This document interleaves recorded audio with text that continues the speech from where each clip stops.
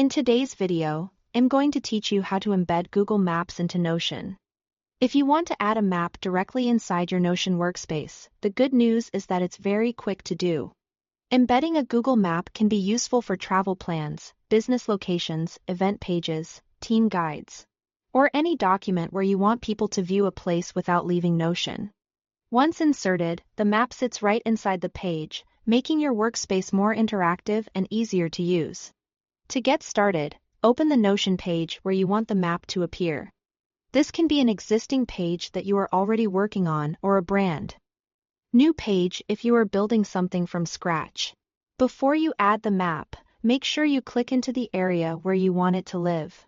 Choosing the right spot first helps keep your page organized and makes the finished layout look cleaner. Once you are on the correct page, click on a blank line.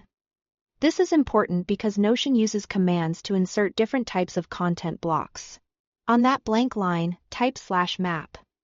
As soon as you do that, a menu will appear with matching block options from that block menu. Select Google Maps. This tells Notion that you want to embed a map rather than just paste a plain link into the page. After selecting Google Maps, you'll see a field where you can paste your map link. Go ahead and paste the Google Maps link you already copied. Make sure the link is complete so Notion can recognize it properly. If the link is valid, Notion should be able to load the location or map view directly inside the page. Then, click Embed Map. Notion will place the Google Map into your page as an embedded block. In most cases, it will load right away, and you'll be able to see the map directly within your document.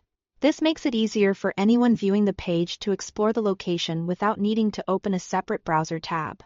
If needed, you can reposition the embed later by dragging the block to a different part of the page. You can also place other content above or below it to give more context, such as notes, addresses, schedules, or instructions. That's all it takes to embed Google Maps into Notion. It's a simple feature, but it can make your pages much more useful and visually informative.